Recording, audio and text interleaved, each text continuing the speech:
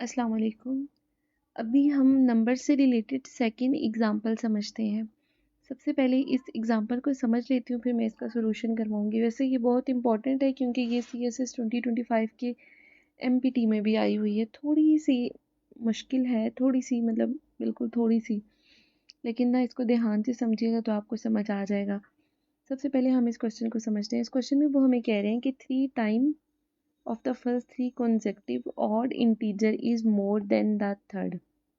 देखें, जब हमारे पास कोई ऑड नंबर होता है और हमने नेक्स्ट ऑड नंबर ही फाइंड करना होता है तो हम उसमें 2 को ऐड करते हैं। जैसे मेरे पास एक ऑड नंबर है 3, ये मेरे पास पहला ऑड नंबर है।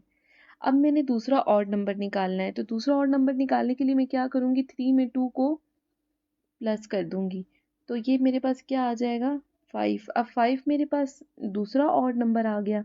अब इसी तरह जब मैंने तीसरा ऑड नंबर निकालना होगा तो मैं 5 के अंदर 2 को ऐड करूंगी तो मेरे पास 7 आ जाएगा। ये मेरे पास 3 ऑड नंबर आ गए। मतलब ऑड नंबर निकालने के लिए हम क्या करते हैं कि जो प्रीवियस ऑड नंबर होता है, प्रीवियस ऑड मतलब इवन नहीं, ये ना हो 2 के अंदर आप 3, 2 के अंदर आप 2 प्लस कर लें तो वो तो पॉजिटिव हो जाएगा ना। तो हम प्रीवियस जो ऑड नंबर होता है उसके अंदर 2 को ऐड कर लेते हैं। ये तो हमने वैसे समझा है ऑड नंबर कैसे फाइंड करते हैं। चलिए अब हम अपने क्वेश्चन की तरफ आते हैं। क्वेश्चन में वो हमें कह रहे हैं कि 3 times the first of 3 consecutive odd integers, कि हमने क्या करना है कि 3 लगातार ऑड नंबर लेने हैं। जो पहला नंबर होगा वो 3 गुना होगा और जो तीसरा नंबर होगा वो 2 गुना ज़्यादा होगा। अच्छा इसको छोड़ें, इस चीज़ को मैं इसको सॉल्व करवाती हूँ। देखिए यहाँ पर हमें कोई नंबर नहीं दिया हुआ, तो जब मैथ्स में हमें कोई चीज़ नहीं दी जाती तो हम कुछ सपोज कर लेते हैं। तो यहाँ पर मैं एक नंबर सपोज कर लूँगी, फर्स्ट नंबर।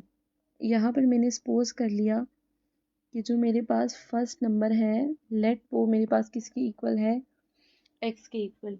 लेकिन यहाँ पे मैंने 3 कंसेक्यूटिव ऑड इंटीजर्स निकालने हैं तो मुझे 3 नंबर चाहिए होंगे। पहला नंबर तो मैंने एक्सपोज कर लिया। अब जो दूसरा नंबर है उसके लिए मैं क्या करूँगी, इसी x में 2 को ऐड कर दूंगी तो वो क्या बन जाएगा, x+2। अब मेरे पास 2 नंबर आ गए। अब मैंने तीसरा नंबर निकालना है, तो तीसरा नंबर निकालने के लिए मैं क्या करूँगी, इसी वैल्यू में मैं 2 को ऐड कर दूंगी। तो अब जब मैं थर्ड नंबर निकालूंगी तो मैं क्या करूँगी, x+4 बन जाएगा। ठीक है, ये तो मैंने अपने पास 3 नंबर लिए, खुद सपोज किए और मैंने उनकी वैल्यू निकाल ली। लेकिन अब क्वेश्चन में देखिए वो मुझे कह रहा है कि 3 टाइम द फर्स्ट, सिर्फ इतना सा पार्ट आप देखें पहले, 3 टाइम द फर्स्ट, इसका मतलब ये है कि जो पहला नंबर है वो 3 गुना ज़्यादा है। अब यहाँ पर तो मैंने पहला नंबर x निकाला था ना, लेकिन क्वेश्चन में तो मुझे कह रहे हैं कि वो 3 टाइम ज़्यादा है। तो फिर मैं क्या करूँगी, जो मेरे पास फर्स्ट नंबर होगा वो क्या बन जाएगा, 3x। ठीक है, अब यहाँ पर वो आगे देखें, यहाँ तक तो हमने ये क्वेश्चन सॉल्व कर लिया। अब वो आगे कह रहे हैं ऑफ 3 कंसेक्यूटिव ओल्ड इंटीजर्स। ठीक है, ये वाला पार्ट भी हमने सॉल्व कर लिया। इस 3 more than twice the third, कि जो थर्ड नंबर है वो हमारे पास सबसे पहले क्या है, ट्वाइस है।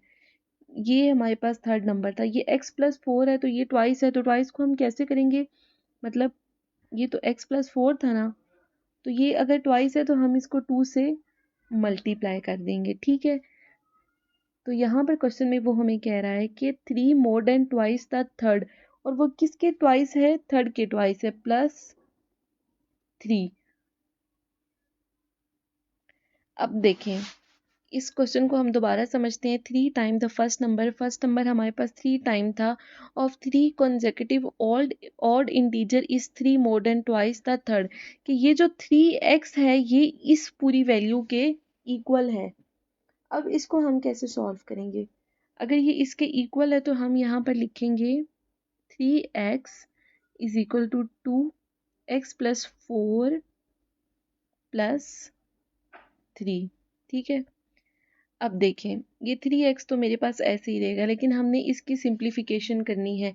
ये 2x के साथ मल्टीप्लाई होगा तो 2x बन जाएगा प्लस, और ये जब 2 इस 4 के साथ मल्टीप्लाई होगा तो 8, ब्रैकेट हमारे पास ओपन हो जाएगी, +3। अब ये 3x मेरे पास यहीं पे रहेगा, और ये 2x भी ऐसे रहेगा। 8 + 3 मेरे पास आएगा 11। अब देखिए एक x वाली वैल्यू ये है, एक ये है, इसमें लार्ज वैल्यू कौन सी है 3x, तो 3x यहीं पे रहेगी। ये जो 2x वाली वैल्यू है ये दूसरी तरफ चली जाएगी। जब इस इक्वल टू की दूसरी तरफ साइड जाती है तो साइन चेंज हो जाता है, जो पॉजिटिव होता है वो नेगेटिव में चेंज हो जाता है और जो नेगेटिव होता है वो पॉजिटिव में कन्वर्ट हो जाता है। तो यहाँ पर कोई साइन नहीं है, तो इसका मतलब ये +2x है, तो जब ये दूसरी तरफ जाएगा तो ये माइनस बन जाएगा, इज इक्वल टू 11। अब 3x - 2x किया तो हमारे पास आ गया x इज इक्वल टू 11। ये तो हमने वो x की वैल्यू फाइंड कर दी जो हमसे क्वेश्चन में पूछी गई थी। लेकिन क्वेश्चन में वो हमें ये भी कह रहे हैं कि हमने 3 इंटीजर्स बताने हैं। ये तो हमने पहला x बताया, ये हमारे पास ऑड आ गया, मतलब यहाँ तक हमारा आंसर ठीक है। लेकिन अब इस 11 में हमने, ये 11 तो हमारे पास फर्स्ट वैल्यू थी ना, हमने थर्ड वैल्यू लिखनी है। तो इसी 11 में जब हमने 2 ऐड किया तो 11 + 2 हमारे पास क्या हुआ 13। ये भी हमारे पास ऑड वैल्यू है। अब इस 13 में हमने क्या करना है, 2 प्लस कर देना है, इज इक्वल टू 15। तो इस क्वेश्चन का जो आंसर क्या हुआ हमारे पास 15। 15 क्यों हुआ, क्योंकि सबसे पहले तो हमने खुद से एक नंबर सपोज किया और सपोज करके हमने उनको वैल्यू निकाल के दे दी कि जो फर्स्ट ऑड इंटीजर है वो है हमारे पास 11। लेकिन क्वेश्चन में तो हमसे 3 इंटीजर्स पूछे गए हैं ना, थर्ड इंटीजर की क्या वैल्यू है। तो थर्ड इंटीजर की वैल्यू निकालने के लिए अब हमने 11 के अंदर 2 को प्लस किया तो सेकंड इंटीजर की वैल्यू आ गई, और जब सेकंड के अंदर प्लस किया तो 15 हमारे पास थर्ड वैल्यू आ गई।